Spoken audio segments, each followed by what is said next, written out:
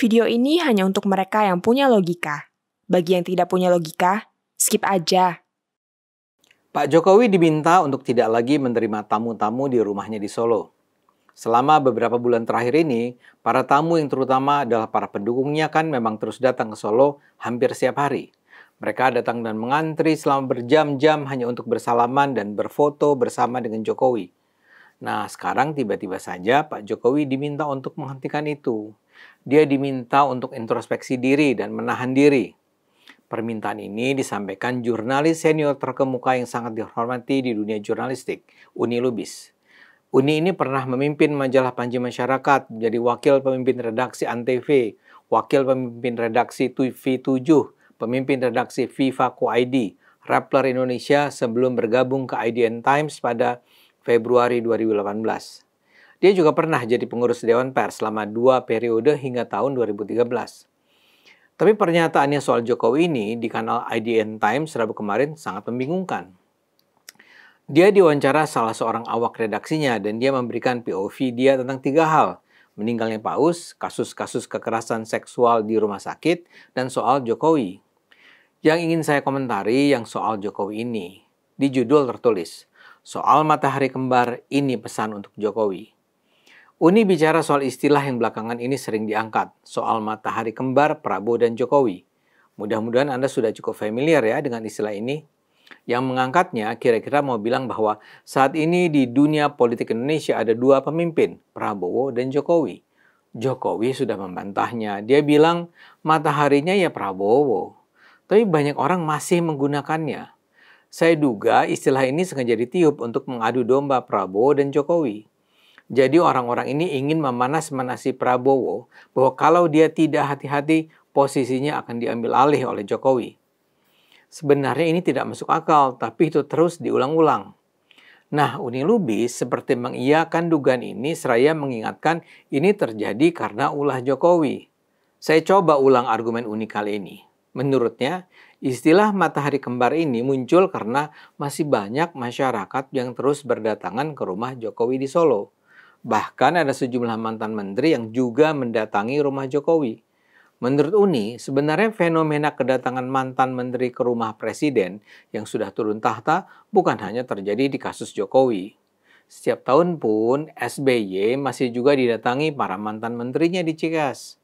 Megawati pun masih didatangi mantan menteri di kabinetnya. Tapi kasus Jokowi ini jadi terasa beda karena sejumlah hal. Yang paling utama adalah karena Jokowi masih cawe-cawe dalam dunia politik. Pertemuan antar menteri dalam konteks silaturahmi sebetulnya biasa saja. Tapi ini jadi istimewa dalam kasus Jokowi karena Jokowi masih cawe-cawe.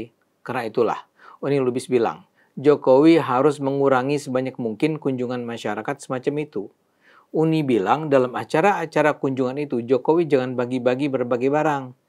Media kan memang memberitakan, Jokowi bahkan mempersilahkan Chef Arnold untuk memasak untuk ratusan tamu. Ini yang tidak dilakukan Mega dan SBY, kata Uni. Secara spesifik, Uni menyebut yang membedakan Jokowi adalah attitude-nya, sikapnya. Kata Uni, Pak Jokowi harus introspeksi diri. Jokowi harus lebih banyak menarik diri. Kalau ini tidak dilakukan, kata Uni, ya wajar kalau ada sebagian masyarakat yang berpikir bahwa Presiden Jokowi memang tetap pengen eksis. Uni menambahkan, apalagi karena sekarang sudah beredar kabar bahwa Jokowi ingin membentuk partai Super TBK. Jadi jangan heran, kata Uni, kalau ada istilah matahari kembar.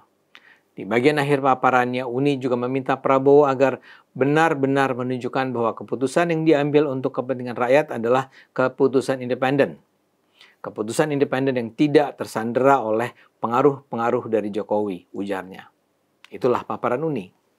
Saya merasa perlu menanggapinya karena Uni adalah tokoh terkemuka yang pandangan-pandangannya didengarkan. Dia bukannya orangnya Jokowi dan bukan juga orangnya Prabowo. Tapi apa yang disampaikan Uni mengandung banyak persoalan. Pertama-tama ya soal matahari kembar. Seperti saya katakan, ini adalah istilah yang memang dibuat untuk membuat Prabowo curiga dan khawatir pada Jokowi. Istilah ini dikembangkan agar Prabowo merasa terancam oleh Jokowi. Padahal dari apa yang saya ketahui, Jokowi sangat menghormati Prabowo sebagaimana Prabowo menghormati Jokowi. Mutual respect. Jadi nggak perlulah khawatir dengan istilah matahari kembar. Akan halnya masih cawe-cawenya Jokowi dalam dunia politik harus dibaca tidak dalam perspektif pertarungan kekuasaan.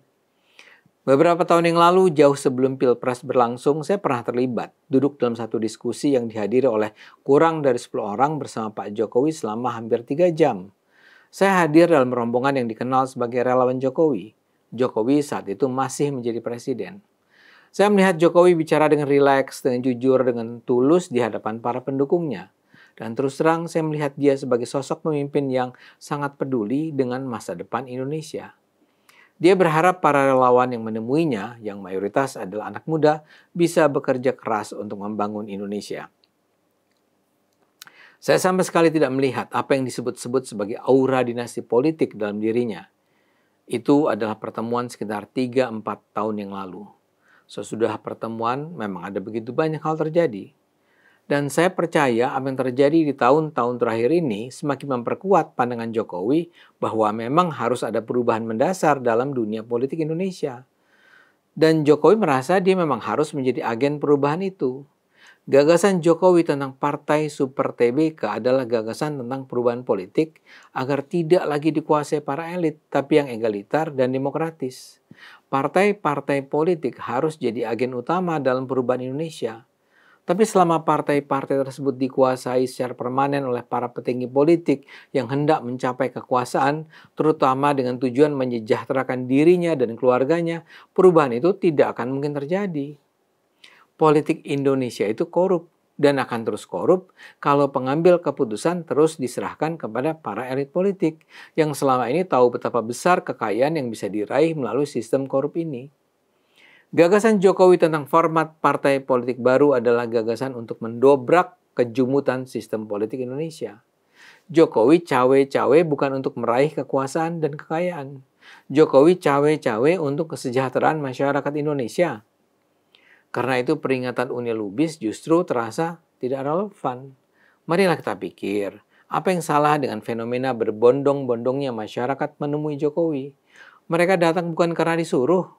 Mereka datang untuk menghormati seorang pemimpin yang dalam persepsi mereka berjasa besar dalam menciptakan kesejahteraan Indonesia. Mereka datang karena mereka menghargai atau bahkan mencintai Jokowi.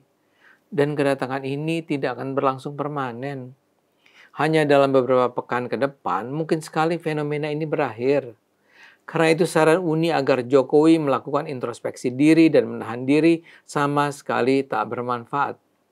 Indonesia justru tetap sangat membutuhkan kehadiran Jokowi. Kehadiran Jokowi sama sekali bukan ancaman bagi Prabowo. Indonesia justru sangat beruntung bila di politik Indonesia ada presiden seperti Prabowo dan ada tokoh politik seperti Jokowi. Yang mungkin sekarang bisa dilakukan Uni dan kawan-kawan adalah mulai memikirkan kelayakan gagasan partai super terbuka yang dilontarkan Jokowi. Sekedar untuk mengingatkan, secara sederhana apa yang disebut sebagai partai terbuka adalah partai di mana kedaulatan ada di tangan anggota, di mana ketua partai dipilih oleh anggota secara langsung. Pertanyaan yang bisa didiskusikan, mungkinkah itu dilakukan? Apakah itu memang bermanfaat untuk dikembangkan?